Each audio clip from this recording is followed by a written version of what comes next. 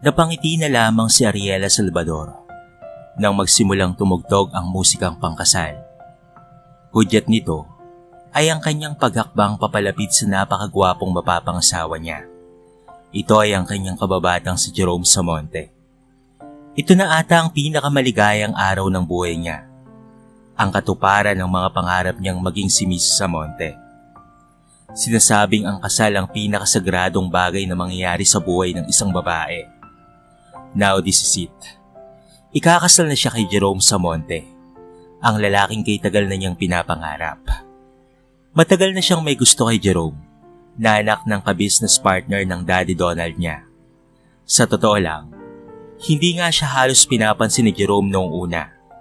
Ngunit sa tuwing may ginaganap na family business ventures, ay kasakasama siya ng kanyang amang si Donald Salvador.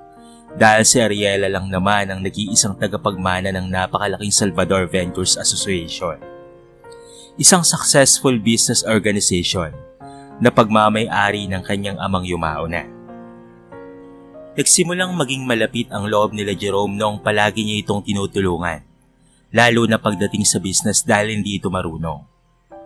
Mahigpit na tinututulan ng kanyang ama noon ang relasyon nila ni Jerome sapagkat sabi pa ng daddy niya, "That kid is a good for nothing, Ariela. I couldn't see my own daughter putting her feet into the deepest pit. Layuan mo ang lalaking yan." Sumilay ang matamis na mga ngiti ni Ariela nang maalala kung paanong tinututulan ng kanyang ama ang relasyon nila ni Jerome. Kung sino-sinong bodyguard pa ang kinukuha ng kanyang ama para lamang bantayan siya at hindi malapitan ni Jerome, napilit na inihiwalay ng daddy niya sa kanya. Mabuti na lamang ay nariyan ang kaibigan niyang si Tanya na siyang gumagawa ng paraan para matulungan sila ni Jerome. Her one and only best among the best friends she had. Ito ay walang iba kung hindi si Tanya Marquez, anak ng yaya niyang si Yaya Carmen, na napakatagal nang naninilbihan sa kanila bilang personal na tagapangalaga ng prinsesa ng mga Salvador. Tanya and Ariela become the best of friends. Simula noong naging tagapagtanggol niya ito sa mga bully sa paaralan. Palagi kasing binubuli si Ariela dahil sa kapangitan ng itsura niya. She has a dark skin, dark thick eyebrows, rounded deep black eyes, at malaking ilong na sinasabi ng mga bully ng campus noon na isang piksa kung wala lang ang dalawang malalaking butas dito. Ang kanyang mga labi ay tila labi ni Barakuda. Higit sa lahat, ang kanyang napakatabang katawan dahil sa gustong-gusto niya talagang kumain lalo na ng mga matatamis, katulad na lamang ng mga cake at ice cream. Wala siyang pakialam kung tawagin siyang dambuhalang baboy ramo. Ang mahalaga, she is faithfully showered with love by her family, friends, at pati na rin nitong si Jerome. Malapit na siya sa nakangiti at naghihintay na si Jerome. Ito ay sobrang gwapo dahil sa suot nitong tuxedo. The one and only love of her life. Mula sa hindi kalayuan, ay nasulyapan niya ang bodyguard niyang si Raymond, na para bang sinakluban ng langit at lupa sa hindi niya malamang kadahilanan. This leech, napakawalang iya talaga ng lalaking ito. Just wait, so I can find a reason to fire you. Ang kapal talaga ng mukha ng lalaking ito. Wika sa isipan ni Ariela, na masamang tinitiga ng mga mata ni Raymond Falcon. Anak ito ng matalik na kaibigan ng kanyang ama na taga-Isla Kawit. Isang isla na nasa dulo ng El Puerto. But wait, why is it there's a very sad look in his eyes? Ang mga mata nitong laging iniiwasan ni Ariela tuwing nakatitig sa kanya dahil tila tinutunaw nito ang puso niya every time there's eyes meet. Pamilya sila ng mangingisda. Pinaaral ng kanyang ama si Raymond hanggang sa makapagtapos ng pag-aaral sa kursong criminology. But she really doesn't like this man. Masyadong pasikat at hambog sa harapan ng ama.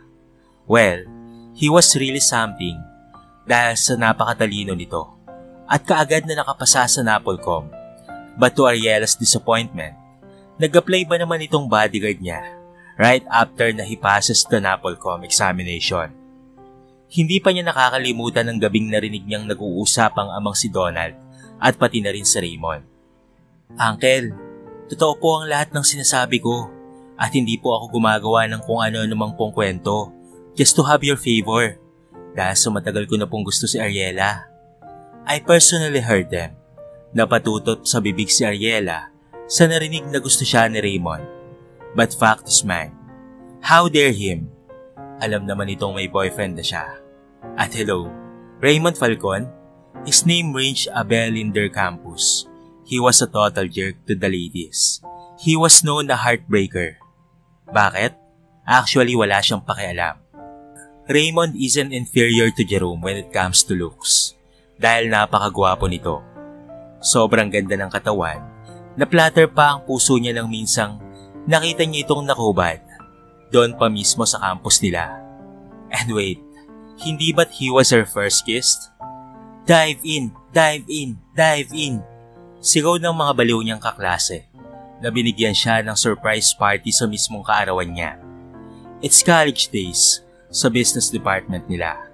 She was on the edge of the school's diving board at alam ng lahat na hindi siya marunong lumangoy. But she trusted Jerome. He will be there to save her. It's a friendly challenge na gagawin niya. Dahil sabi pa nga ng mga kaklase niyang lukaret, "No way, Jerome wouldn't save you." Hey, wake up girl, hindi kayo bagay ni Jerome. Shh, who dares to save you? Hindi ka kayang buhati ni Jerome, no? Ano ka, sinswerte? Sister dear, ito yung pagkakataon mong patunayan sa kanila na mahal ka ni Jerome. Don't worry, I'll back you up. It's her dearest best friend, Tanya. Tatalon, tatalo na, tatalo na. Nangangatog ang mga tuhod niyang nakatitig sa 10 feet deep pool. Hoy baboy Ramo, tanga ka ba? Bumaba ka nga dyan. Gulat na gulat si Ariela sa malakas na sigaw ng tumatakbo at humangos na criminology student na walang iba kung hindi si Raymond. Nawala sa konsentrasyon si Ariela at nadulas ang mga paa sa basang diving board. Oh my! The people around her gasped in awe nang tumalon si Ariela sa napakalalim na swimming pool ng paaralan nila. Ay naku, tanga ba siya? Inis na hiyaw ni Jerome at iyang-iya sa ginawa ng girlfriend niya. Inulan siya ng tukso ng mga tao sa paligid niya. Jerome, ano ka ba? Iligtas mo siya. Puno ng pag-aalala na mukha ni Tanya nang makita ang ututong best friend na kumakawag-kawag ang kamay na lumulubog sa ilalim ng swimming pool. Pasensya na, hindi ako marunong lumangoy eh. Natatarantang wika ni Jerome na napakamot pa sa ulo nito. Iligtas mo siya! Iligtas mo siya! Sigawan ng mga kaklase nila. Nagulat na lang si Jerome nang may matitigas na bisig ang humila sa kanya. Nagsalubong ang mga mata nila ni Raymond Falcon na nakatitig sa kanya na puno ng galit. Yari ka sa akin kapag may nangyaring masama kay Yela. Maangas na hinubad ni Raymond ang suot na pantalon at huli ang suot nitong puting t-shirt. Boxer short lamang ang natira sa suot nito at napasinghap na lamang ang mga naroong babae. Ang iba ay napatili pa at hindi mapigilang humanga sa kagandahang taglay ng katawan ni Raymond. Idagdag pa ang gwapo nitong mukha. Tinalo na Raymond ang swimming pool upang iligtas ang tangang si Ariela Salvador na sinalo ang lahat ng katangahan sa mundo pagdating sa pag-ibig kay Jerome. Nasa kailaliman na ng pool si Ariela na kumakawag-kawag ang mga kamay. Kay dali niyang lumubog sa ilalim. Ba't alam niyang ililigtas siya ni Jerome? Kaya may pag-asa pa siyang makakaligtas siya ngayon. Nabigla na lamang si Ariela nang maramdaman ang cramps sa binti niya, dahilan ng pakikipaglaban niya na hindi lumubog sa ilalim. Baka ano pang mangyari kay Jerome ngunit parang hindi niya nakakayanin. Pakiramdam niya ay nauubusan na siya ng hangin at hininga. Parang mawawala na siya ng malay ng mga sandaling iyon at nagdidilim na rin ang paningin niya nang bigla na lamang marinig niyang merong tumalon sa pool. He saved me, Jerome my hero. Nakangiting pinanawan ng ulirat si Ariela at wala na siyang malay nang may matitipuno at malakas na bisig ang humila sa kanya. Yela! Yela! Puno ng pagsuyo at pag-aalalang tinapik-tapik ni Raymond ang mukha ng dalaga na inakay niya papunta sa gilid ng pool. Nagsialisa na ang mga kaklase nito dahil biglang dumating ang swimming instructor ng paaralan at galit na galit ito nang malaman ang nangyari kay Ariela na anak ni Mr. Donald Salvador na may-ari ng universidad na ito. Raymond pumped Ariela's chest sapagkat hindi pa rin ito nagkakamalay. I'm sorry, Ella. I was a little late. Tumikil siya at inihanda ang kanyang sarili sa isang mouth-to-mouth resuscitation. Napabuga ng hangin si Ariela at naisuka ang tubig na nainom galing sa pool. She was constantly flash-releasing her situation. Hindi siya inalika ni Raymond Falcon. Baka kung ano pang isipin ni Jerome sa kanila sapagkat parati naman itong nagsaselos kay Raymond. Her hand slipped. Isang nakakatulilig na sampal ang dumapo sa pisngi ni Raymond. Ella, how dare you to slap me? Hiyaw ni Raymond. You're kissing me. Naningkit ang mga matang biluga ni Ariela habang nagiinit ang pisngi. Ramdam niya pa ang mainit na labi ni Raymond sa mga labi niya. Ito kasi ang kanyang first kiss. Tanga ka ba talaga, Ella? O sadyang bobo ka lang? I'm not kissing you, no? It's a mouth-to-mouth resuscitation. Dahil hindi ka na humihingang tanga ka. Namumula ang mga mata ni Ariela at napakagat sa kanyang labi. Ang sakit talagang magsalita ng kumag na to. Kung mga kaklase niya ang magsabing baboyra mo siya, parang okay lang yan sa kanya. Pero bakit kapag galing sa dukha at pulubing ito, ay sobrang sakit talaga na parang napupunit ang puso niya ng pera-peraso. Inakala niya kasi na hinalikan siya nito, pero hindi naman talaga. Dahil doon, she can't even dare to look into his deep brown eyes dahil sa sobrang lapit na nila sa isa't isa. Ang lakas ng kabog ng puso ni Ariela na tila kanina pa gustong magwala under his man's beautiful gaze. Isusumbong kita kay Daddy. Sinamantala mo ako. You stole my first kiss. Mabilis na tumayo si Ariela at takmang tatakbo papalayo nang bigla siyang hilahin ni Raymond. The impact was a bit fierce, kaya nadaganan niya ang binata at muli silang nahulog sa pool dahil na rin sa bigat nito. Takot na takot si Ariela ng mga sandaling iyon. Ayaw niya na muling lumubog sa ilalim ng pool, but his strong arms surrounded around her waist, leading her arms to hold onto his broad shoulders. Napasinghap na lamang si Ariela nang magdikit ang katawan nila. She is feeling the heat emitted from his bare skin dahil sa basa at manipis na telang suot niya. Napaawang ang mga labi ni Ariela nang magdako ang mga mata sa mga mata ng gwapong savior niya, na ngayon ay matiim na nakatitig sa mga mata niya. Now, Ella, this will be a real kiss feels like. He then closed his beautiful eyes, closing the small space between them, and reached Ariela's cherry lips. Napatangang napatitig si Ariela sa napakagwapong kisser niya. He stole her first kiss. Her eyes shattered the realization as he defended the kiss, at mas lalong hinapit ang malambot na katawan ni Ariela papalapit sa katawan niya. She closed her eyes habang ninanamnam ang masarap na sandaling nararamdaman niya habang nasa mga bisig ni Raymond. Naririnig niya ang mabibigat na hininga ng lalaki. She was in a total daze and get carried away by the situation. Nagising na lamang siyang nasa gilid na sila ng swimming pool at walang kahirap-hirap siyang iniangat ng binata pakit ng pool. Wala sa sariling napasunod siya kay Raymond na ngayon ay isa-isang pinupulot ang mga damit.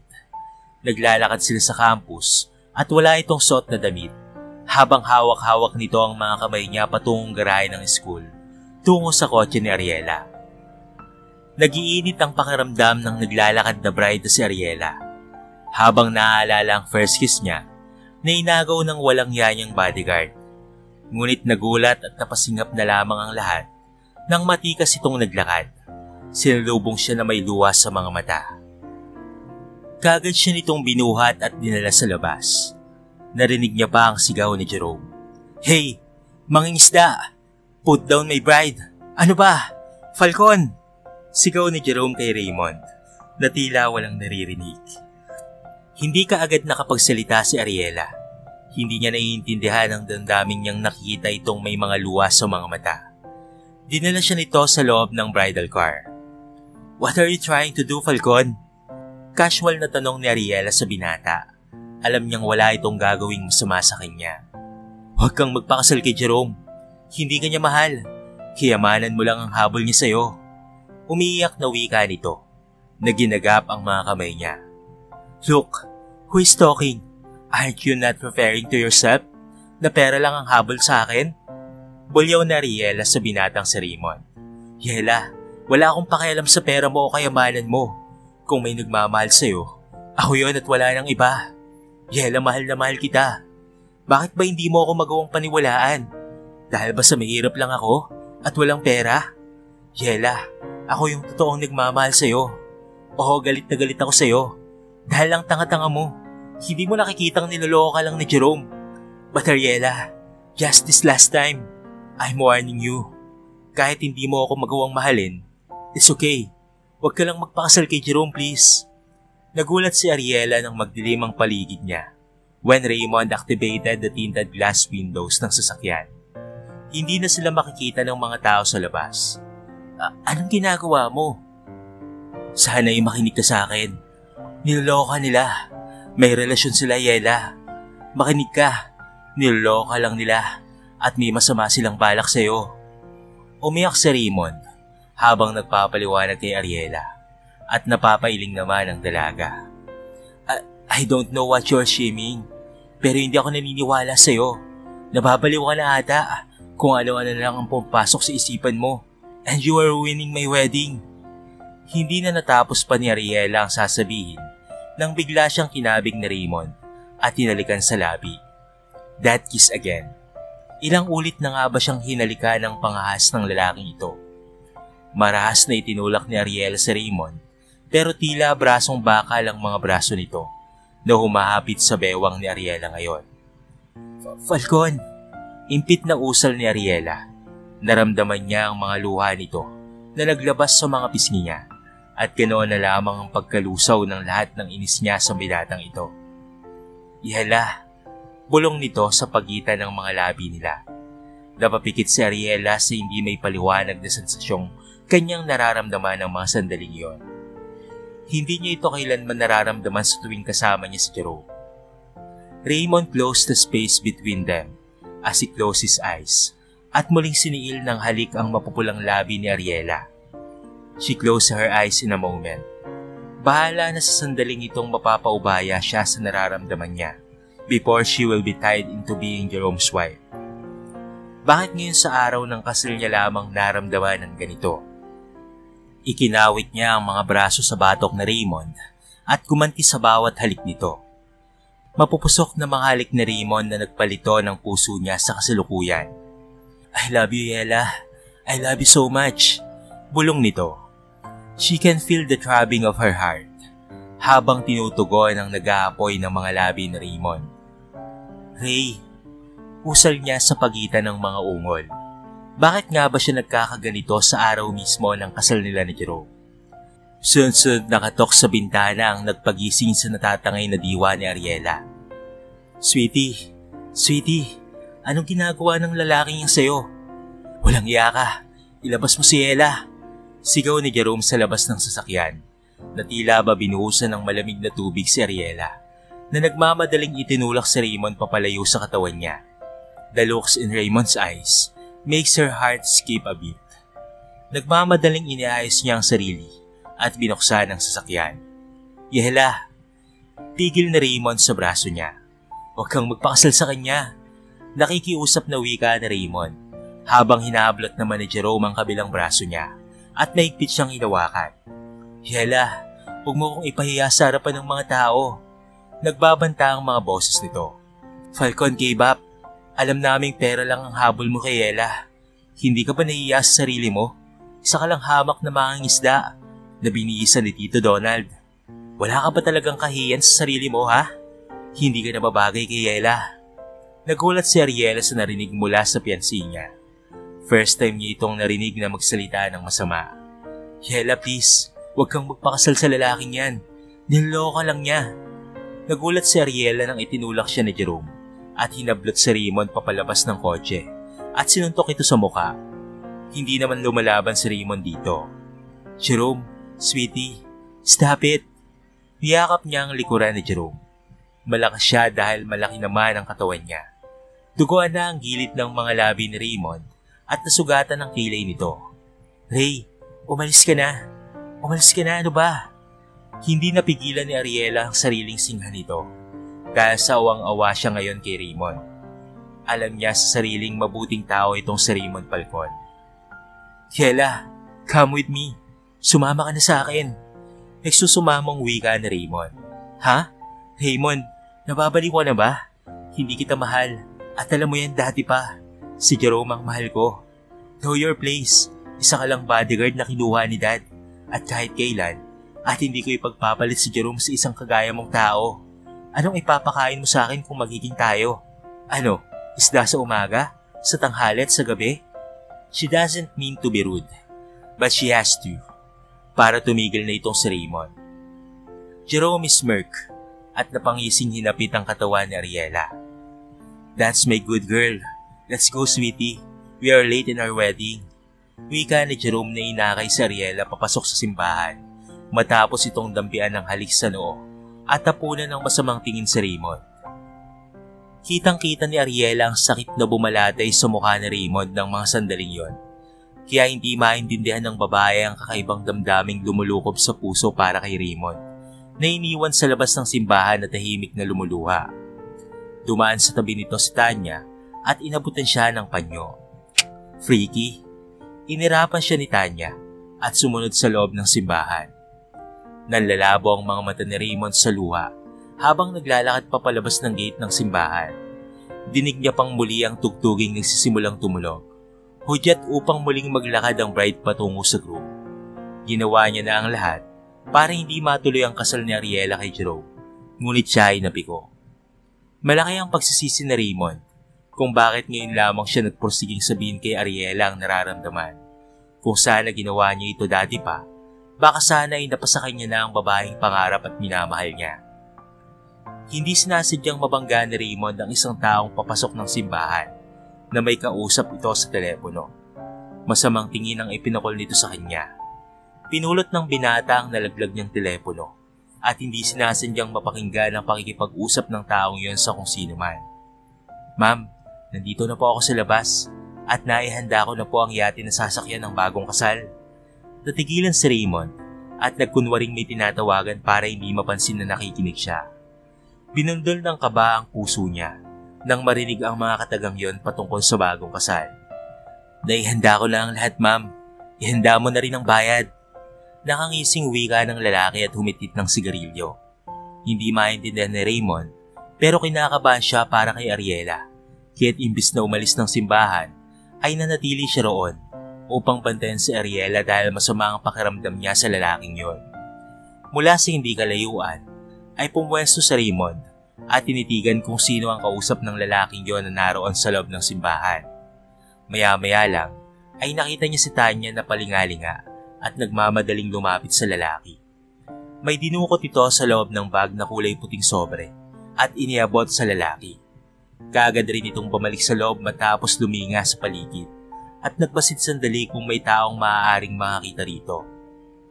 Nagmamadaling umalis ang lalaki sakay ng motorsiklo, ngunit hindi pa ito nakakalayo nang isang itim na kotse ang bumangga sa kanya. Nabuwal sa tabi ng daan ang lalaki. Hoy, baliw ka ba? Hindi ka ba marunong magpatakbo ng sasakyan? Sigaw nito sa driver ng itim na kotse. Lumabas roon ang isang matangkad na lalaki na may matikas na pangangatawan, nakasuot ng faded na maong jeans na pinaresan pa ng kulay itim na t-shirt. Nakasuot ito ng itim na sunglasses na animoy Adonis sa kakisigan at lumapit ito sa kanya. Napaatras siya nang makita ang lalaking nabangga kanina sa labas ng simbahan. Kinabahan siya kaya kaagad niyang binunot ang kanyang baril at itinutok ito sa lalaki. Ano kailangan mo? Bago niya naiputok ang baril, ay kaagad niya itong nahawakan ng kamay niya.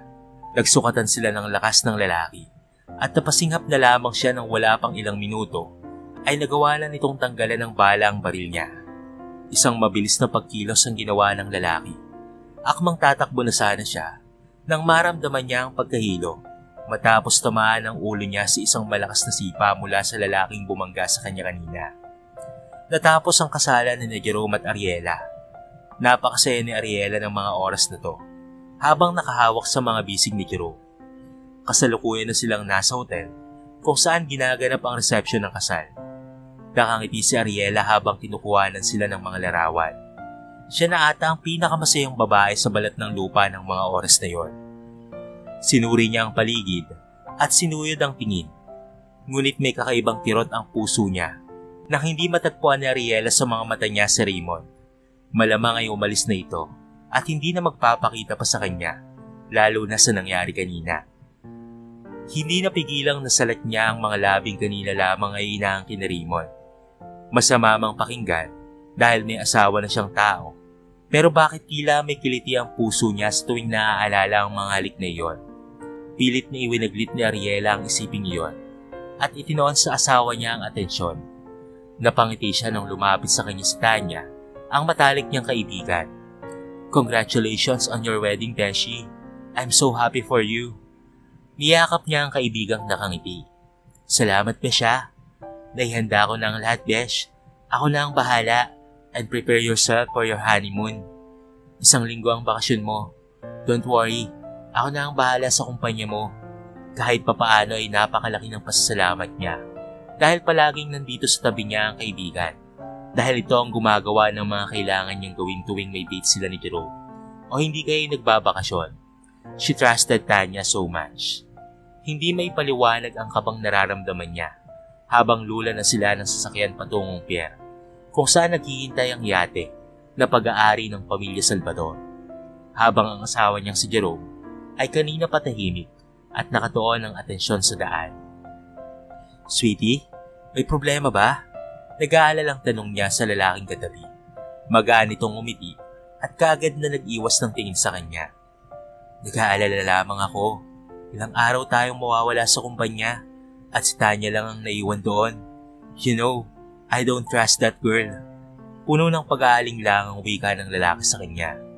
"Sweetie, kaibigan ko si Tanya. Matagal ng panahon. Can't I trust her? At huwag kang mag-alala. Naroon naman si Attorney Ramirez. Araw-araw kong kakamustahin ang kumpanya habang nasa bakasyon tayo." Bahagyang humilig pa si Ariela sa malapad na balikat ni Jerome. Naisip niyang napakaswerte niya at siya ang minahal ni Jerome sa dinami-raming babayang naghabol dito noong nasa kolehiyo pa lamang sila. Napakabait ni Jerome sa kanya. Kailanman ay hindi niya ito nakitaan ng sama ng ugali at lagi itong nariyan para sa kanya. Lalo na noong mamatay na ang ama niyang si Donald. Lagi ito sa tabi niya at hindi siya kailanman iniiwanan. Sa wakas ay nakarating rin sila sa pier. Inalalayan pa siya ni Jerome na bumaba sa sasakyan. Nasa balakang niya ang isang braso nito habang paakyat na sila sa yate, kung saan doon sila mananatili ng 1 linggo para sa honeymoon nila. Ang asawa niya mismo ang magpapatakbo ng yate, sapagkat sabi pa nito sa kanya, gusto siya nitong suluhin ng 1 linggo. "Sweetie, magbihis ka muna. Hintayin kita rito. Maghahanda lang ako ng mga kain natin." Masuyong wika ni Jerome kay Ariela. Maligayang umakyat si Ariela sa roof deck ng yate, kung saan naroon ang cabin nilang mag-asawa. Nagulat si Ariela nang pagbukas ng pinto ay may isang maliit na note ang nalaglag mula sa pintuan. "Yela, don't think any wine ay bibigay sa'yo ni Jerome." Sandaling napatitig si Ariela sa maliit na mensaheng iyon. Isang tao lang naman ang gagawa noon, ang kanyang bodyguard na si Raymond. So galing na ito rito sa loob ng yate nila. Napapailing na tinago ni Ariela ang maliit na sulat na yon, pero hindi mapigilan ng malakas na pagtahip ng dibdib niya. Kilala ng puso niya si Raymond. Isa ito sa mga taong pinagkakatiwalaan niya maliban kay Tanya. Kahit minsan suplado ang binatang si Raymond, ngunit palagi itong naroon para kay Ariela. Sa tuwing nasa panganib siya noon, ito lagi ang nagliligtas. Ito ang laging nagliligtas sa kanya. Kaya lang hindi niya kayang suklian ang pag-ibig at pagtingin nito sa kanya dahil si Jerome lamang ang tanging minamahal niya. "Baby, I can't do this. Yes, hindi ko mahal si Ariela, pero hindi ko kayang pumatay ng tao, baby girl. Baka may ibang paraan pa tayo." Naikuyom ni Jerome ang kanyang kamao. Paano niya ba itong magagawa kay Ariela? "Whatever, kung hindi mo gagawin yan, baby, mawawala ako sa buhay mo."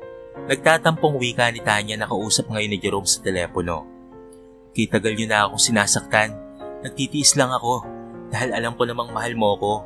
Pero baby, paano na ako ha? Tatanawin ko na lang ba kayo ni Ariela na masaya? Kapag hindi mo gagawin yan ngayon, hindi mo na ako makikita." Ilang minutong nakatitig si Jerome sa telepono niya. pinatay na ni Tanya ang kabilang linya. Matagal na ang relasyon ni Tanya at Jerome. He falls for Tanya's beauty na wala itong si Ariela. Kaya niya lang niligawan si Ariela dahil sa kagustuhan ng mga magulang niya. Nung palugi na ang kumpanya nila, si Ariela at ang Salvador's Venture Association ang sumagip sa kanila. Kaya niya tinitiis ang napakapangit na mukha ni Ariela sa araw-araw. Idagdag pa, ang kulay itim na balat nito na parang namiminang carbon sa kabundukan at ang baboy na pangangatawan nito. Malayong malayo sa maputi at makinis na balat ni Tanya. Napakaamo at magandang mukha at sobrang sexy na katawan na hindi niya kayang tantanan. Napalunok si Jerome na sinulyo pa ng relong pambisig. 4:00 na ng hapon. Kailangan nang makainom ni Ariela ng pampatulog. At pagkatapos noon, ay iwan niya na ito sa loob ng yate sa pagkagat ng dilim. Dahil 6:30 ng gabi ay sasabog na ang yate. Mamamatay si Ariela at mapapasa kanya na ang lahat ng ari-arian nito. Pagkatapos, ay mapapakasalan niya na si Tanya. Mapapasa kanya na ang babaeng matagal nang iniibig ng kanyang puso. Naihanda niya na ang lahat, pagkain at inumin. Napabuntong hininga na lamang ulit si Jerome at niluwagan ng ties na suot niya. Napalingon siya nang makita si Ariela na pababa sa hagdanan. Naibugan niya pa ang alak na iniinom nang makita itong nakasuot ng maiksi at manipis na 90s at kulay pink pa na lalong ikinasama ng mukha nito. "Hi sweetie," nahihiya pang pagbati sa kanya ni Ariela. Sa wakas ay naisuot na niya rin ang regalo sa kanya ng kanyang best friend na si Tanya. Iniisip niya na perfect ang magiging gabi nila ni Jerome. Jerome smirked upon looking on his wife with disgust. Nakakairita talaga ang presensya nito, pero konting tiis na lamang, he can get rid of this woman na. Sweetie, bakit ganyan ang suot mo?" Nag-aatubiling napakamot sa ulo si Jerome at umiwas ng tingin kay Ariela. Nakakatakot itong tignan. Ano ba ang naisip nito? At bakit nagsuot ito ng ganito? Kung si Tanya pa siguro ang nagsuot nito, then he will easily get a rose. "Hindi ba bagay sa akin, sweetie? It's our first night. So, why should I wear?" Napanga si Jerome sa sinabi ni Ariela at napaatras na napakapit sa mesa nang makitang lumapit sa kanya si Ariela. "Damn this woman, ang kapal ng mukha ng baboy ramong to. Ahakitin pa ata ako." Bago pa nakahuma si Jerome, ay nakalapit na sa batok niya si Ariela. "I love you, sweetie." Bulong nito sa tenga ni Jerome na lalong ikinadiri ng lalaki. Sweetie, let's take it slowly. Mahaga pa naman. Saka naugutom ako eh. Kanina pa kita inaantay na bumaba." Nakangiting wika ni Jerome na humawak sa bewang ni Ariela at dahan-dahan itong inilayo sa katawan. "Sweetie, kumain na muna tayo, okay? Nakahanda ng pagkain." Nakangiting saad niya kay Ariela at inakay ito upang makaupo sa inihanda niyang upuan. Hindi na nagkaksaya pa si Jerome ng oras at ipinaghanda niya ng pagkain sa Ariela sa pinggan nito upang makalayo sa mga paghawak-hawak nito sa katawan niya na ikinakadiri niya talaga ng gusto. "Kain na." Sweet na wika ni Jerome at sinubuan siya ng pagkain. Isa ito sa dahilan kung bakit lalong minahal ni Ariela si Jerome. Jerome is very sweet sa kanya, lalo na sa tuwing kumakain sila. Lagi nitong inihahanda ang mga paborito niyang pagkain at ulam, lalo na ang ice cream, sweet cakes, pastries, at taba ng baboy. Kabaliktaran dito ang bodyguard na si Raymond, na lagi siyang pinapahirapan kapag kasama ito. Pinapakain siya ng gulay, prutas, at kung ano-ano pang pagkain na ayaw talagang pumasok sa panlasa niya. Minsan pa siya nitong pinilit na mag-ehersisyo kasama ito dahil tinakot siya nitong mamamatay ng maaga sa high cholesterol. Halos mamamatay na siya sa araw-araw na yon na isinasama siya ni Raymond sa pagmamountain hiking nito. Mabuti na lamang at sinunto siya ni Jerome. "Here's your drink, sweetie." Inabot sa kanya ni Jerome ang red wine na nasa kopa na kaagad namang ininom ni Ariela. Huli na nang maalala niyang binalaan pala siya ni Raymond na huwag uminom ng mga inuming binigay sa kanya ni Jerome. Sandaling natigilan si Ariela Ngunit nagkibit balikat na lamang siya dahil wala namang nangyayari sa kanya matapos inumin ang alak na iyon. Tumayo si Jerome sa kinauupuan, lumapit kay Ariela at niyakap ito pagkatapos ay pinataka ng malamyos na halik sa noo. Sleep well, sweetie, at huwag ka nang gumising pa. Napatiimbagang hinagod ni Jerome ang likuran ni Ariela. I'm sorry, Ariela, pero ito lang ang tanging paraan kong alam to get rid of you. Ayaw sana kitang patayin pero I have no choice, Ariela. Malungkot na saad ni Jerome. Sa inaantok na diwa ni Ariela ay nakita niya ang asawa na nagmamadaling nagsuot ng jacket at lumabas ng yate. Gusto niya itong tanungin kung ano ang nangyayari kaya tumayo si Ariela na umiikot ang paningin. Nakita niya si Jerome na nagmamadaling sakay ng bangkang demotor. Napatitig siya sa orasan na nakasabit sa wall ng yate. 6:00 na ng gabi. Saan ba pupunta ang asawa niya sa ganitong oras ng gabi sa unang gabi ng kasal nila? Umiikot ang paningin ni Ariela at bumagsak sa sahig. Malakas na kalabog ang maririnig matapos bumagsak si Ariela dahil sa malaking pangangatawan ng babae. Ngunit may kung anong kirot sa puso niya nang maalala ang sinabi sa kanya ni Raymond doon sa simbahan. Isang malakas na pagsabog ang yumanig sa karagatan ng gabing iyon mula sa loob ng cabin nilang mag-asawa. Yela, niloloko ka lang ni Jerome. May masama silang balak sa'yo. Umaalingaw yon sa utak ng inaantok na kamalayan ni Ariela. Huwag mong inumin ang kahit na anong ibibigay sa'yo ni Jerome. In an instant, ay naramdaman ni Ariela ang mainit na paligid niya. Makapal na usok at nanggangalit na apoy ang nakapalibot sa kanya. Nasusunog na kasi ang yate. Raymond, save me! Huling mga katagang namutawi sa labi ni Ariela matapos na nawala ng malay. Huli na nang dumating si Raymond sa lugar na iyon. Malapit nang matupok ng apoy ang yate. Yela! Sigaw ni Raymond. Kung sana ay napaamin niya ng maaga ang mga taong inutusan nila Tanya at pati na rin ni Jerome. Sana ay maaga siyang nakarating sa lugar na iyon bago pa man sumabog ang yate. Sunod-sunod ang pagpatak ng luha ni Raymond na tumalon sa dagat mula sa sinasakyang bangkang demotor. Hanapin niya si Ariela, gaano man kadelikado ang kanyang gagawin, kahit pa ito'y kanyang ikamatay, basta't mailigtas niya lamang si Ariela. Mabilis ang paglangoy ang ginawa ni Raymond hanggang sa makalapit na nga siya sa nasusunog na yate. Yela, be safe. Ililigtas kita. Nariyan na ako, Yela. Nararamdaman niya ang sobrang init ng nasusunog na yate. Nang makalapit dito, ay parang hindi niya kakayanin ang init. Tumilapon sa karagatan ng katawan ni Raymond nang may muling sumabog sa loob. Kasabay noon ay ang tila pagkahilo ng binata sa lakas ng impact ng pagsabog. Nang nakikita niya ang isang katawang nakataob sa isang surfing board.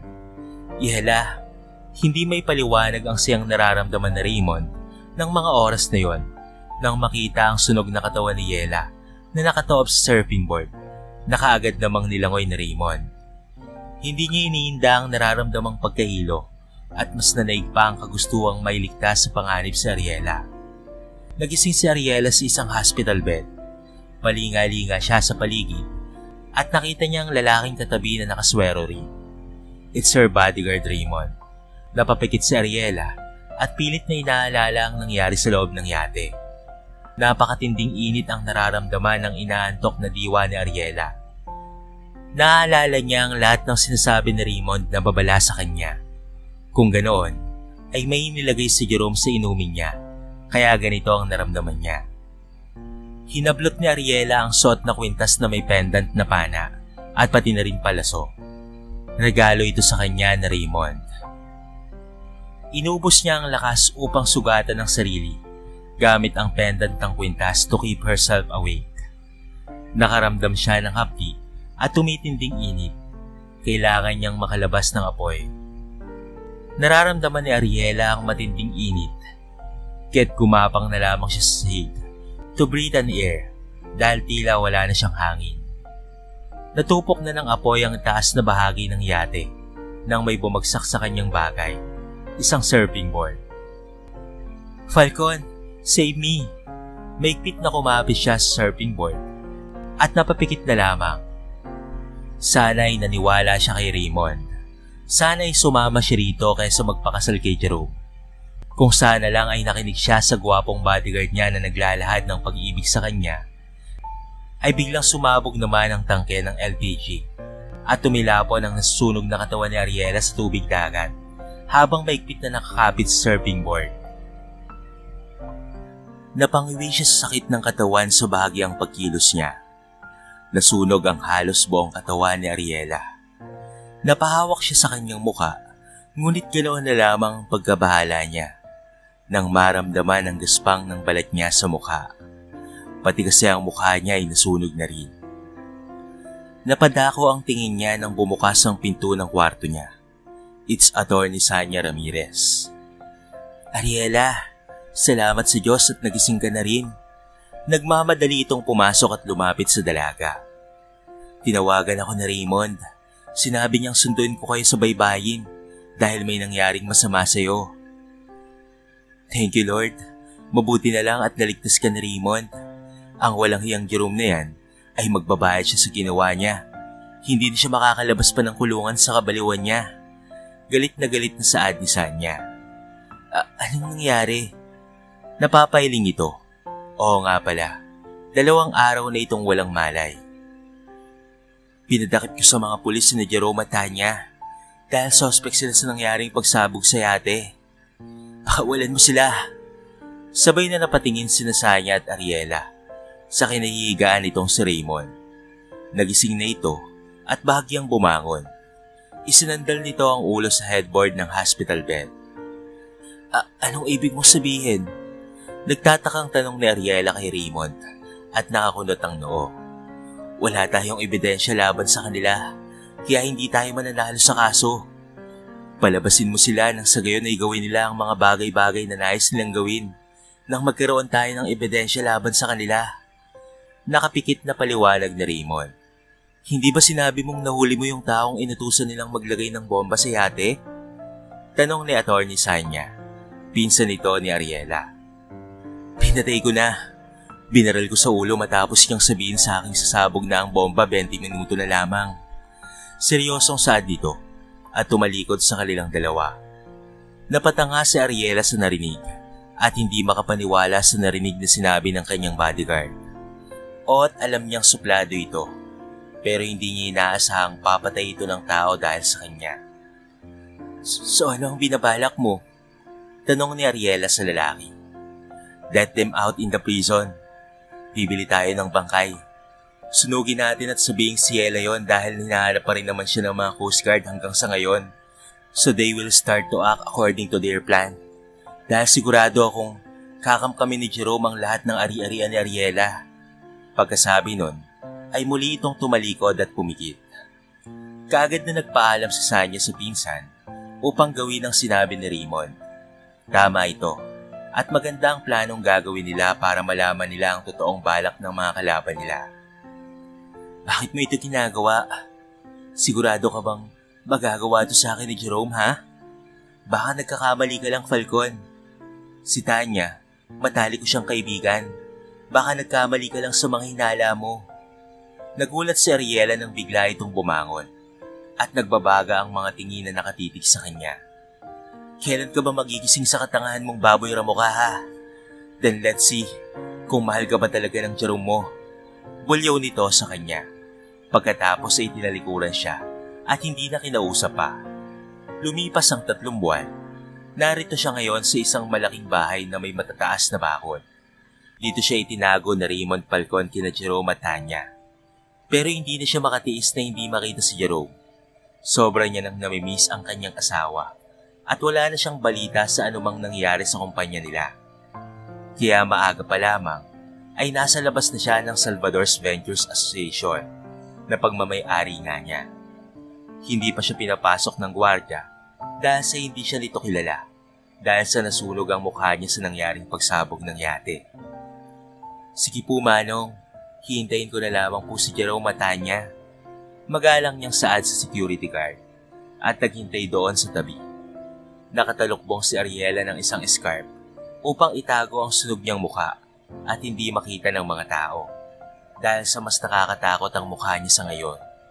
Kung dati ay pangit lamang siya, ngayon ay sobrang kahindik-hindik na ang mukha niya matapos ang nangyaring pagsunog. Parang nahihirapan pa rin siyang tanggapin na sinadyang pasabugin ng yate para siya ay mamatay na. At ang may pakana ng lahat ay sina Jerome at Tanya. Maya-maya pa ay dumating ang rumaragas ang kotse niya. Parang nabunutan ng tinik na tumayo si Ariela. "It's Jerome." Her heart skipped a beat nang makita ang lalaking minamahal na bumaba ng sasakyan. Akmang lalapit na sana siya rito nang umikot ito sa kabila at pinagbuksan ng pinto si Tanya. At pagkatapos ay hinalikan ni Jerome ang kanyang best friend sa labi. Parang dinurog ang puso ni Ariela sa nakita sa di kalayuan. Ang lakas ng pagtahip ng puso niya nang makita niyang naghahalikan ng dalawa. Kaagad na hinapit ni Jerome si Tanya sa bewang niya. Hindi ito ang inaasahan at pinapangarap niyang makita sa araw na ito. Napasalampak na naupo si Ariela sa gilid ng building. Pumasok ang mga ito sa building, ngunit tumigil ito nang makita siyang nakaupo roon. "Hoy pulube, umalis ka nga dyan. Madudumihan mo yung building namin." Sigaw ni Tanya na lumapit pa talaga sa kanya. Kumuha ng 2,000 sa bag at itinapon sa mukha ni Ariela. "Get lost, pulube. Ayokong makikita ka ng mga business partners namin. Nakakasira ka ng imahe ng kumpanya."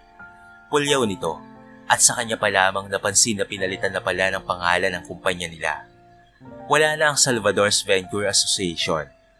Naging sa Monte Ventures Association na ito.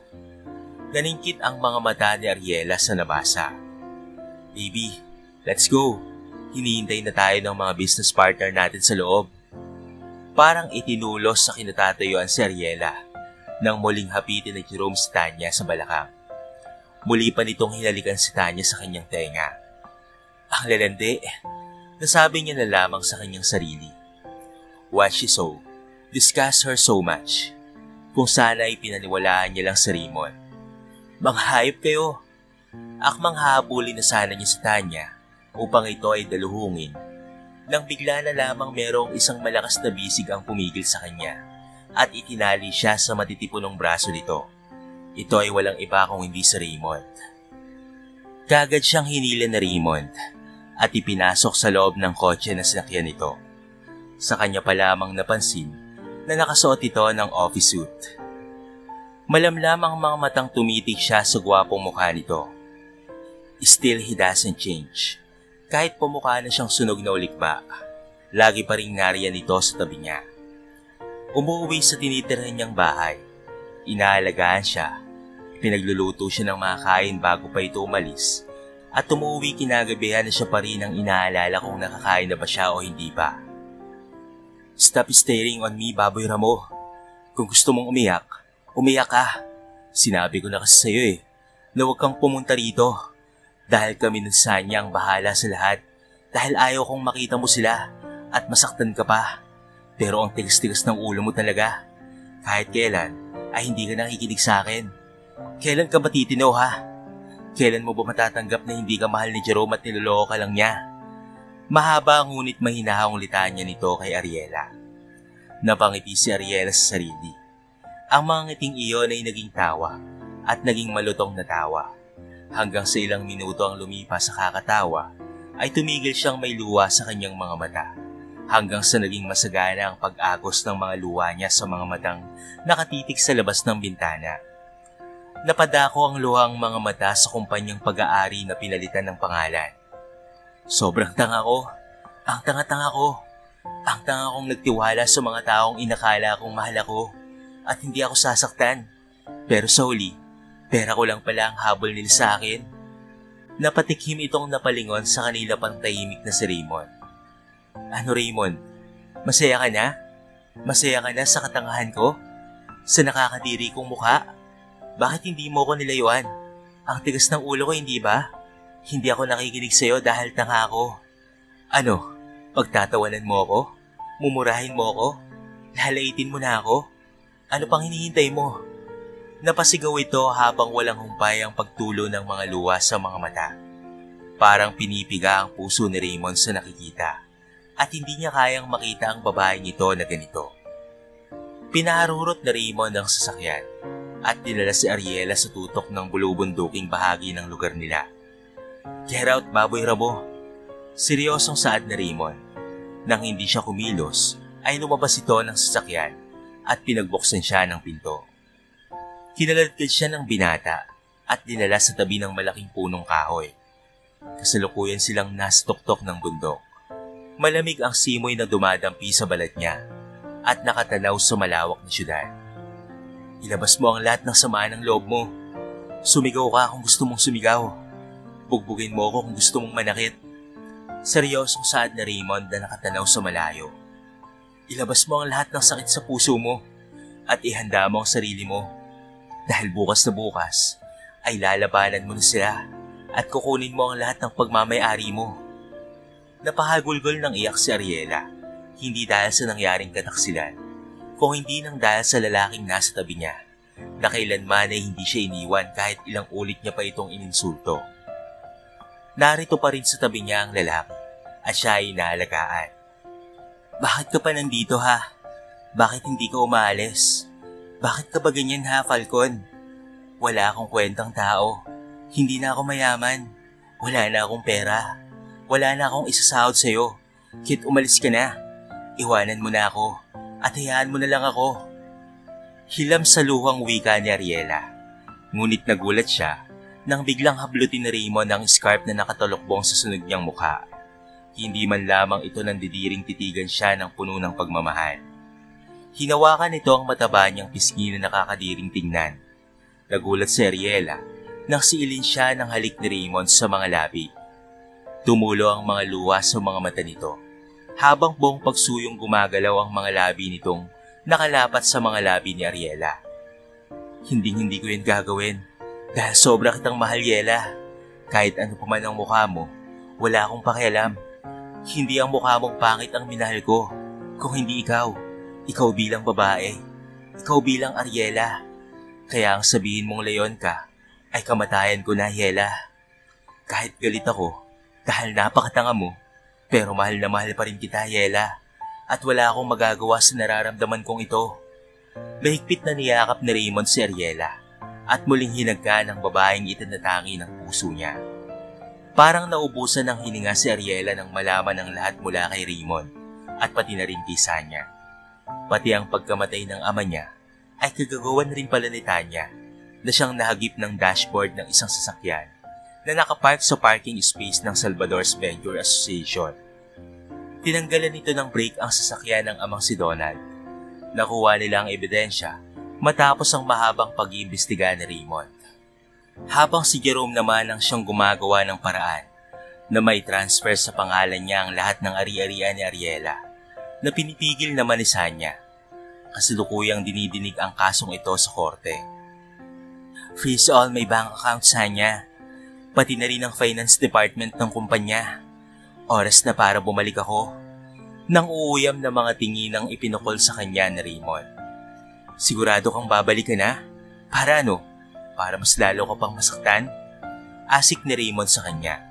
"Kung gusto mong bumalik, pues ihanda mo yung sarili mo para kayanin mo ang lahat. Paano mong malalabanan si Jerome? Kung isang hawak lang ni Jerome at haplos sa'yo, ay nanlalambot ka na." Naniningkit ang mga mata ni Ariela sa sinasabi ni Raymond. Dahil sa ngayon, ay pagkamuhi ang nasa puso ni Ariela. Pagkamuhi sa mga taong dati ay pinagkatiwalaan niya. Kinabukasan, ay maaga siyang dinala ni Raymond sa ospital. Bagamat nagtataka, ay hindi na rin siya nagprotesta dahil hindi naman siya mananalo rito. Nagulat na lamang siya nang nakarap na sila sa isang plastic surgeon. Napatangang napatitig siya kay Raymond. Napuno ng pagtataka ang mukha ni Ariela. "Mamili ka. Dati mong mukha o bagong mukha ang gagawin sa'yo?" Napatayo si Ariela sa harapan ng doktor at napatanga sandali bago nakapagdesisyon. Successful ang operasyon sa mukha ni Ariela. Walang alam si Raymond kung ano ang piniling mukha ng dalaga. Basta na lang itong nagdesisyon na ayusin ang mukha niya. Excited na naghihintay si Raymond sa dalaga. At finally, tatanggalin na ang benda sa mukha ni Ariela. Napakagat-labi na lamang si Raymond habang nakatitig sa dalaga. Wala na ang mga sunog na balat nito. Bumalik na ang pagiging makinis nito na kahit kayo manggi ang kulay ay napakalambot hawakan. Lalong napatulala si Raymond nang tuluyang maalis ang benda ng mukha ng dalaga. Pagkatapos silang bigyan ng instruction ay lumabas na nga ang doktor.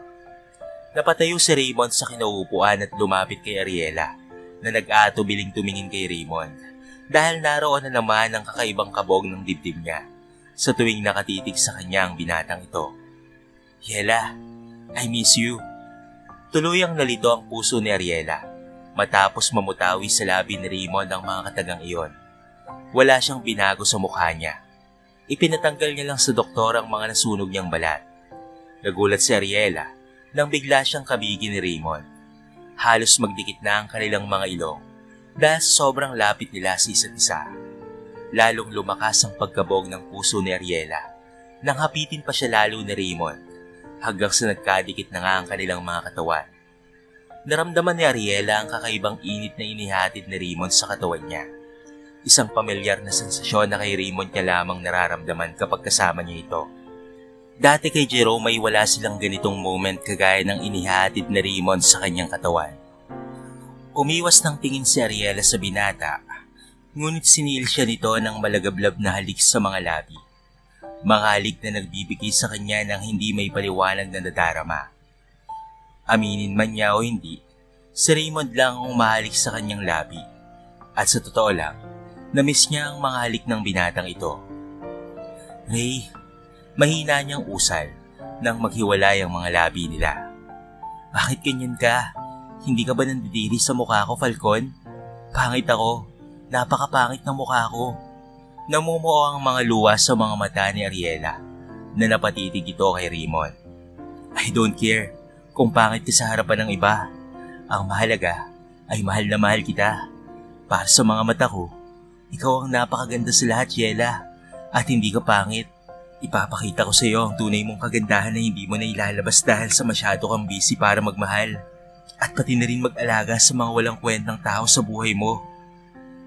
Sinipat nito ang pisngi ni Ariela at muling pinataka ng halik. Kinabukasan ay nagulat na lamang si Ariela nang tapikin siya ni Raymond sa balikat. Nasa kwarto niya ito. Napatakip siya ng mukha nang nakita ang napakagwapong mukha nitong nakatunghay sa kanya. Ngunit nagulat na lamang siya nang bigla siya nitong buhatin at dinala sa shower room. "Maligo ka na. Kung ayaw mong paliguan pa kita." Bulong nito kay Ariela na nagpakiliti sa puso niya. Kaya upang itago ang pag-iinit ng pisngi, ay tinulak niya ito papalabas ng banyo. Binilhan siya ni Raymond ng iba't ibang klaseng branded na skincare na ikinagulat naman itong si Ariela dahil nakahilera na ito roon sa banyo. May iba't ibang uri rin ng moisturizer ng balat na kailanman dati ay hindi niya naisipang gamitin dahil kontento na siya sa kanyang sarili. Napangiti si Ariela sa naisip na magpapaganda siya simula sa araw na ito para sa binatang si Raymond na laging narito para sa tabi niya.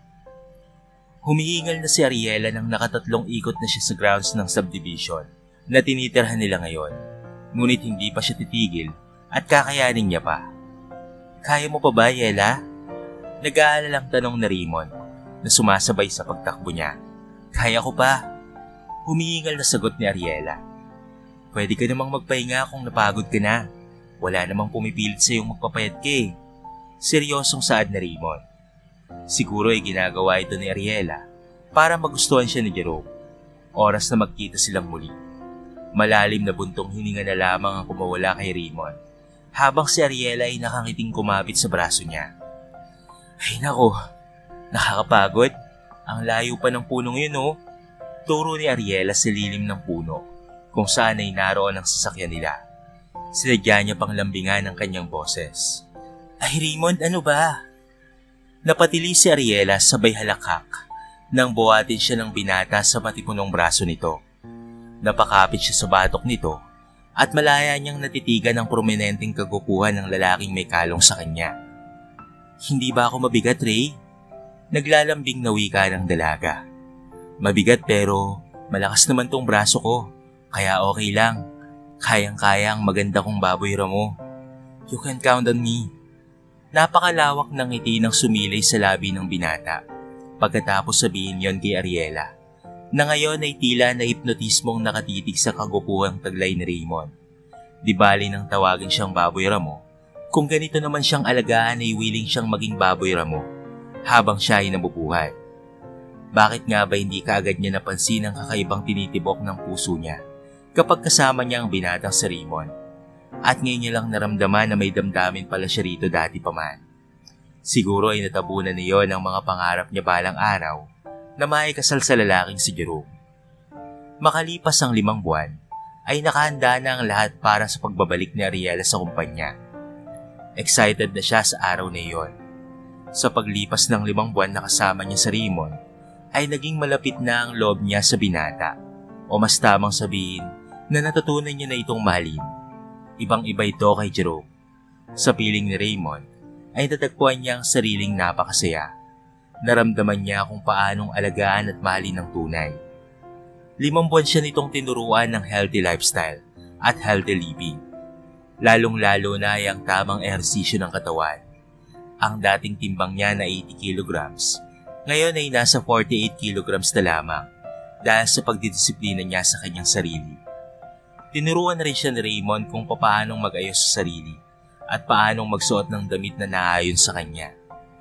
Napakagatlabi na lamang si Raymond na nakasandal sa sasakyan nang makita si Ariela na lumabas ng bahay niya. O pag-aari niya ang bahay na kasalukuyang tinitirhan nila. Naipundar niya ito sa loob ng ilang taong pagtatrabaho sa ama nitong si Donald Salvador. Napakaganda ng babaeng naglalakad papalapit sa kanya. Napakakinis ng morenang ito na binaghaya ng creamy dress na above the knee na kasalukuyang suot nito. Lumantad ang kagandahang itinatago ni Ariela sa ilang taong pagtatago nito sa napakalaking katawan. Napakaganda mo. Hindi napigilang puri ni Raymond sa dalaga. Ngunit nagulat siya nang bigla itong kumapit sa batok niya. Am I? Nanunod yung wika ni Ariela. Sandaling natigilan si Raymond at hinapit ang dalaga papalapit sa katawan niya. Yes, you are. Excited na akong makita ang mga taong yun sa loob ng kulungan. Pagbabayaran nila ang ginawa nila kay Daddy. Sa isipang makikita si Jerome at Ariela, ay doon nakaramdam ng panlulumo at kaba si Raymond. Alam niyang unti-unti nang nahuhubog ang loob ni Ariela sa kanya. Kaya lang ay natatakot siyang muling sumugal dahil baka matalo na naman siya ni Jerome. Sino ba naman siya? Isa lamang siyang hamak na bodyguard ng dalaga. Hindi mayaman at anak pa ng mangingisda. Nagdilim ang paningin ng binata sa isiping iyon. Tara na, malilate ka na sa meeting na ito. Malamig na wika ni Raymond at inalis ang mga braso ng dalaga na kumapit sa leg niya. Bagaman nagtataka, ay sumunod na lamang siya sa binatang biglang naging seryoso ang mukha at hindi na nagsalita pa. Sanya, para saan ba ang pagpapatawag mo ng board meeting?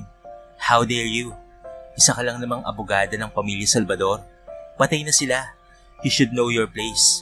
Si Jerome na ang may-ari ng kumpanyang to. Palahaw ni Tanya nang makapasok siya sa loob ng opisina.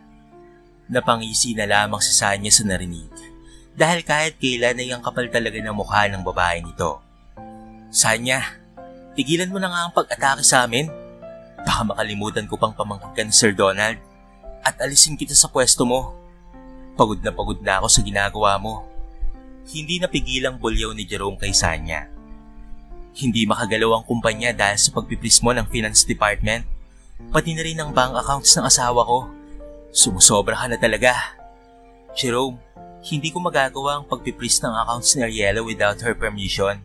Kaya ibig sabihin nun ay may permiso ako galing kay Ariela. Naniningkit ang mga mata ni Sanya.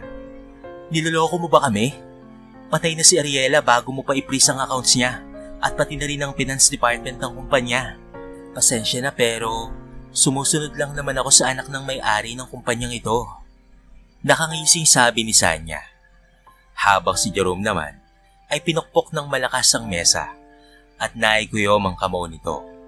Sumusobra ka na talaga, Sanya. Matagal nang inuud sa ilalim ng lupa ang asawa ko. Stop messing around. You're fired. Napahingal na si Jerome sa galit. Baby, relax, okay? pang-aalo ni Tanya sa asawa niya. O tapos na silang magpakasal ni Jerome sa huwes. Isa na siyang Mrs. Tanya Samonte. Nagulat sila nang bigla na lamang bumukas ang pintuan ng conference room.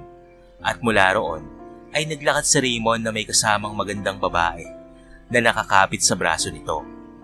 Gulat na gulat ang lahat nang makita si Ariela. Pero hindi rin sila sigurado kung si Ariela Salvador ba ito. Dahil ibang-iba na ang itsura nito. Napaawang ang labi ng lahat ng naroon, lalo na si Jerome at Tanya. Diretsyong naupo si Ariela sa upuan ng kanyang amang namatay at isa-isang hinagod ng tingin ng mga naroon sa conference room. Tumigil ang mga mata niya kina Jerome at Tanya na ngayon ay napatulalang nakatitig sa kanya. I'm so glad that I'm back. Hindi niyo ba ako babatiin? Nakatingin siya sa mga ito. Hindi naman sila makapaniwala na buhay itong si Ariela. Gulat na gulat sila sa kanilang nakikita. IZ, assist the people na tinawagan ko para baklasin ang signage ng mga Samonte sa labas ng building. Utos niya sa sekretary niyang si IZ na ngayon ay maluha-luha sa kasiyang makita siyang buhay. Yes ma'am, masusunod po. Beshi, buhay ka? Akmang iyakap na sana si Tanya kay Ariela nang dumapo sa pisngi niya ang isang kamay ni Ariela. Puno ng puot ang mga mata ni Ariela na nakatitig ngayon sa dating matalik na kaibigan. Ariela, I'm sorry kung galit ka. I'm sorry kung nagpakasal kami ni Jerome. Akala ko kasi ipatay ka na eh. Pero nakahanda akong magparaya para sa'yo. Para sa'yo ay lalayo ako. Hindi ko na kayo guguluhin. Natatarantang wika ni Tanya at kinakabahan sa paraan ng pagtitig ni Ariela sa kanya. It gives her shiver down to her spine. Wala akong panahon sa'yo, Tanya. Akala ko isa kang kaibigan, pero isa kang ahas na pinatira ni Daddy sa pamamahay namin. Bulyaw ni Ariela na muling dumapo ang mga kamay sa mukha ni Tanya. Sweetie, that's enough. Walang kasalanan si Tanya sa lahat ng ito. Hindi napigilang lumapit sa kanila ni Jerome na nag-aalala sa kalagayan ni Tanya. 2 buwan pa man itong buntis sa anak nila. Isa ka pa. Bago pa siya makalapit kay Ariela, ay tumama sa mukha ni Jerome ang hawak nitong folder. Natigilang binuklat ni Jerome ang nasa loob ng mga folders na yon. It's a marriage termination paper na galing pa sa korte. Sweetie, hindi ako papayag na maghiwalay na lamang tayo. Look, hindi namin alam ni Tanya na buhay ka. But it doesn't matter. Ngayong nagbalik ka na. Pwede pa nating ayusin ang ating relasyon. Hindi pa naman huli ang lahat, hindi ba? Maya-maya ay isang kamao ang tumama sa mukha ni Jerome. Ito ay mula kay Raymond. Damn! Napamura si Jerome na sinapo ang dugo ang labi. Umiigting naman ang panga ni Raymond sa inis kay Jerome. Natatakot siyang madadala si Ariela sa pagmamakaawa nito. Alam niya kung gaano kalambot ang damdamin ni Ariela pagdating sa lalaking ito. Ang kapal na mukha mo, Jerome. Tao ka ba talaga? Pero bakit ugaling hayop ka? Nakakuyom ang mga kamao ni Raymond habang inaakay si Ariela palayo kay Jerome. Tapos na ako sa konfrontasyon na to. Gusto ko lang sabihin sa'yo na wala ng bisa ang kasal natin. Dahil ang lahat palang iyon ay peke. Papasukin mo na sila, Sanya. Mula sa pintuan sa labas ay pumasok ang mga pulis na may dalang warrant of arrest upang arestuin sina Jerome at Tanya. Mr. Jerome Samonte, arestado ka sa kasong attempted murder, falsification of documents, fraud and plaintiff, and you, Mrs. Tanya Samonte, ay arestado ka sa kasong pagpatay kay Mr. Donald Salvador. You have the right to remain silent. Any statement you make may be used against you in the court of law in the justification of our country. Kagad na pinusasa ng dalawa at dinala ng mga pulis. Nasa labi na sila ng kumpanya nang napalingon si Tanya kay Ariela. Ariela, pagsisisihan mo tong ginawa mo sa akin. Wala kang utang na loob sa lahat ng kabutihang ginawa ko sa'yo. Sigaw ni Tanya at napapailing na lamang ang dalagang si Ariela. Pinagbintangan mo lang ako, pero wala akong kasalanan. Hindi ko magagawang patayin si Tito Donald. Galit ka lang talaga sa akin dahil hindi ka minahal ni Jerome. Sino ba naman kasi ang magmamahal sa'yo? Napakapakit mo. Gumanda ka lang ng konti ngayon, Dahil hindi ka nadambuhala. Bulyaw ni Tanya. Tanya, shut up. Tumigil ka na. Saway ni Jerome kay Tanya. Sandali. Si Jerome ay nagpupumiglas at lumapit kay Ariela. Sweetie, wala akong kasalanan. Look, ginawa ko yung pag-transfer ng kumpanya sa pangalan ko so I can protect the company's interest sa pagkawala mo. Sweetie, hindi mo pwedeng gawin sa akin to. Please, sweetie. I miss you so much and I love you so much. Masyado akong nalulong sa kalungkutan sa pagkawala mo. Please, mag-usap muna tayo, Ariela. May luha ang mga mata nitong nagsusumamo sa dalaga. But instead, Ariela just put a smirk on her face. At bumalatay ang lahat ng sakit na idinulot sa kanya ni Jerome, lalo na si Tanya na itinuring niya ng kapatid. I had enough of your lies, Jerome, at hindi mo na mabibilog pa ang ulo kong muli.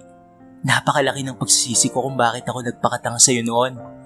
Puno ng hinanakit na sumbat ni Ariela. Sweetie, I'm sorry. Look, nakahanda na akong magbago. I'm so sorry, sweetie. Patawarin mo sana ako. I know na nagkamali ako. Pagsusumamo pa ni Jerome kay Ariela. Malagkit niya itong tinitigan.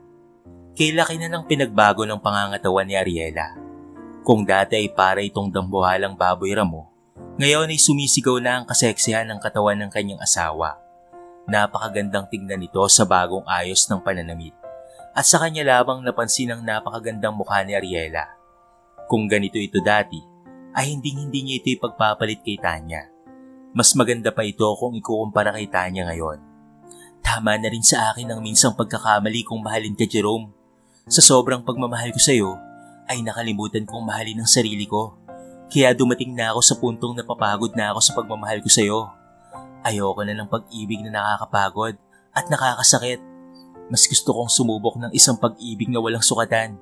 Kung saan ako lang ay sapat na. Kung saan ibinabalik sa akin ng kusa ang pag-ibig na ibinibigay ko. At ngayon ay nahanap ko na yon. Salamat at sinayang mo ko. Salamat dahil noong nawala ka sa buhay ko, natagpuan ko ang isang pag-ibig na wagas at dalisay, na walang hinihintay na kapalit. Napasulyap siya sa seryoso at gwapong mukha na kanina pa nakatitig sa kanya na puno ng pag-aalala. May mga butil ng luha ang pumatak sa mga mata ni Ariela na mabilis niyang pinahid habang tinatanaw niyang palayo ang dalawa na tinangay na ng mga pulis. Nasasaktan ka ba sa nangyari? Naaawa ka ba kay Jerome? Pwede kang umiyak kung gusto mo. Hindi pa natatapos ni Raymond ang sinasabi niya nang biglang lumingon si Ariela at siniil ng halik ang nakaawang na labi ni Raymond. Natigilan ito sandali. Sandali lamang ang halik na yon, ngunit pakaramdam ni Raymond ay dinala siya sa alapaap na kalangitan. Isang matamis ng ngiti ang sumilay sa labi ni Ariela. Maraming salamat dahil palagi kang nariyan para sa akin. Salamat at sinamahan mo ako sa lahat ng hirap na pinagdaraanan ko. Salamat at hindi mo ako sinukuan, Raymond. May namumuong luha ang nagsisimulang umaambon sa mga mata ni Ariela. Itinaas ni Raymond ang ulo ni Ariela at hinalikan nito sa kanyang labi. Napapikit ang dalaga habang dinadama ang labi ni Raymond at ikinawit niya ang mga braso sa batok nito. I love you, Ray. Buong pagsuyong namutawi sa labi ni Ariela. Ang katagang yon na sobrang ikinasaya ng puso ni Raymond. Anong sinabi mo? Paus na wika ni Raymond sa dalaga. I said I love you, Raymond Falcon. Tila nahihiyang saad ni Ariela na hindi makatingin ng diretso sa lalaki. But Raymond shouts for joy sa narinig na wala itong pakialam na pinagtitinginan na sila ng mga tao sa loob ng kumpanya. Wow! Maraming salamat po, Panginoon, dahil dininig mo ang panalangin ko. Sigaw nitong may luha sa mga mata, kaya't niyakap ito ni Ariela. You deserve the happiness in life, Ray. My love, I'm sorry. Ngayon lang kita nakita. Ngayon ko lang na-realize na minahal na pala kita. Maluwalo ang wika ni Ariela. Yela, we are never too late in love. Magsimula tayo ngayon. Hindi mo lang alam kung gaano mo ako pinasaya ngayon. Bulong ni Raymond sa dalaga. Masayang-masaya rin ako, love. Ang haba ng panahong nasayang ko. Para sana maging masaya kasama ka. Pero naging tanga ko. Maramdaming tugon ni Ariela kay Raymond. Shh! Let's not talk about it. It's all about the fast now, Yela. Ang haharapin natin ay ngayon at bukas. Gagawa tayo ng bagong kwento ng buhay natin. Isang masaya at puno ng pag-ibig na kwento. Then Raymond pat a kiss on Ariela's head habang inaakay ang dalaga pabalik sa opisina. Marami pa silang dapat na gawin. Kinabukasan ay nagising si Ariela dahil sa maingay na kalampak at sigaw sa labas ng gate ng bahay na tinitirahan nila ni Raymond. Kaya nagmamadaling bumangon si Ariela dahil kilala niya ang boses na yon. Boses iyon ng Yaya Carmen niya. Sigurado siyang nandito ito para pakausapan siyang ilabas si Tanya sa kulungan. Kagad namang naghilamo si Ariela at nagtungo sa labas. Nakikita niyang patakbo itong pumasok sa kabahayan matapos pagbuksan na Raymond. Ariela, maawa ka. Walang kasalanan si Tanya sa'yo. Hindi niya magagawang patayin ng daddy mo. Ariela, palabasin mo ng kulungan ng anak ko. Halata ang pag-iyak ni Yaya Carmen dahil namamaga ang mga mata nito. Yaya, pinatay niya po si Dad.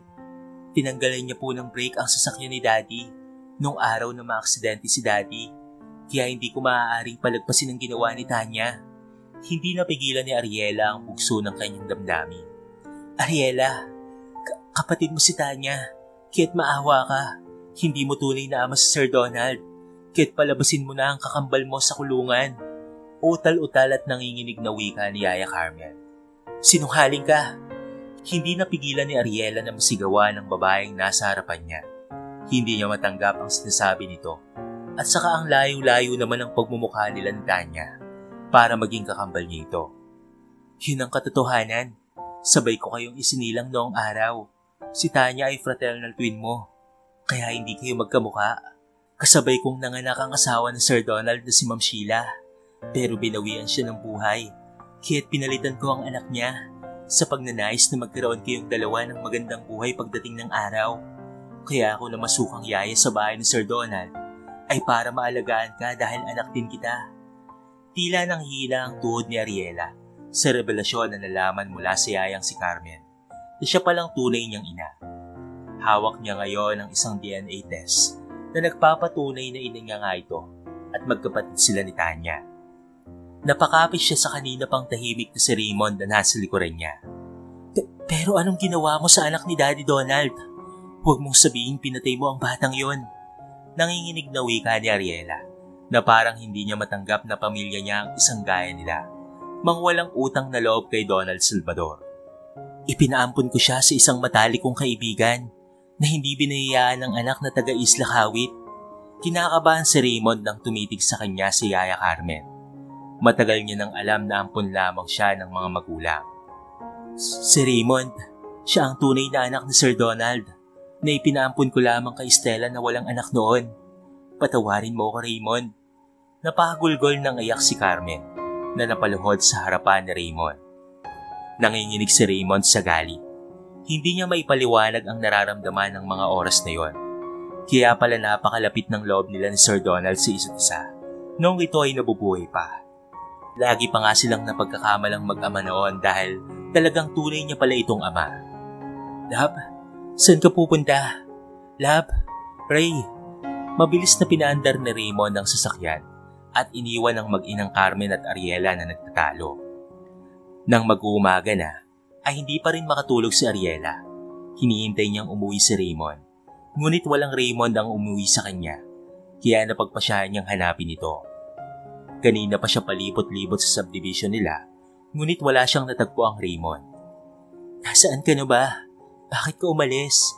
Malungkot na nakatanaw siya sa matayog na bundok na nasa dulo ng subdivision. Sa kanya naalalang, dinala siya roon na Raymond noong minsang sobra siyang nasaktan. Nagmamadaling tinungo ni Ariela ang bundok na iyon hanggang sa marating niya ang tuktok at nakita niya roon si Raymond na natutulog ng payapa sa nakalatag na yoga mat. Nakita niya sa paligid ang mga walang lamang bote ng beer. Kaya't naisipan niyang lasing ito. Lab, bulong niya at ipinatong ang ulo sa kandungan niya. Pumapatak ang luhang hinaplos ni Ariela ng buong pagsuyo ang buhok ni Raymond habang ito ay nakapikit. I'm sorry sa ginawa sa iyo ng tunay kong ina. Nakaranas ka ng kahirapan dahil sa kanya, nang dahil sa kasikiman nila. Pero sana huwag mo akong iiwan dahil anak ako ni Carmen. Hindi ako magiging tulad niya at hindi ko hahayaang hindi pagbayaran ni Tanya at Yaya Carmen ang ginawa nilang kasamaan. Magbabayad sila ngayon sa batas kahit pamilya ko pa sila. Napatulo ang mga luha ni Ariela nang maramdaman niyang ginagap na Raymond ang mga kamay niya.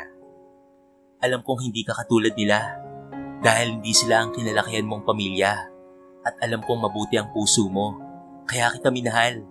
Gusto ko lang talagang mapag-isa sandali. Kumakabog ang puso ni Ariela nang dinala na Raymond ang mga kamay niya sa labi nito. Kaya ka mahal ng puso ko kahit mukha ka pang baboy ramo. Alam kong mabuti ang puso mo kaya sa tuwing napapatitig ako sa maganda mong mga mata, kagandahan lang ang nakikita ko at hindi ang pangit na baboy ramo. Napatawa ng pagak si Ariela dahil sa kanyang narinig na biro ni Raymond. Maganda pala ako, ba't mo ako tinatawag na baboy ramo ha? Nakangusong wika ni Ariela, sabay kurot sa tagiliran ni Raymond. Ngunit hinuli lamang nito ang kamay ng dalaga at dinala sa mga labi nito. Nagulat na lamang si Ariela nang makitang may isang diamond ring ang naroon sa palasingsingan niya. Will you marry me, beautiful baboy ramo? Bumangon dito sa pagkakahiga at nakikiusap ang mapupungay ng mga matang nakatitig sa kanya. Tuluyang napaluha si Ariela at yumakap sa binatang si Raymond. Yes, I will marry you, love. Naglapat ang mga labi ng dalawa. Ang halik na yon ay naging mas mapusok. Dinala sila sa agos ng matatamis na pag-ibig na pinagsaluhan. Sa pagbukas ng araw sa silangan, ay nagbukas ang panibagong buhay ng pag-ibig ni Raymond at Ariela. Naikulong ang mag-inang Carmen at Tanya matapos mapatunayan sa paglilitis sa korte ang kasalanang nagawa nila. Ganon rin si Jerome na nangulimbat ng malaking halaga ng pera sa kumpanya ng mga Salvador.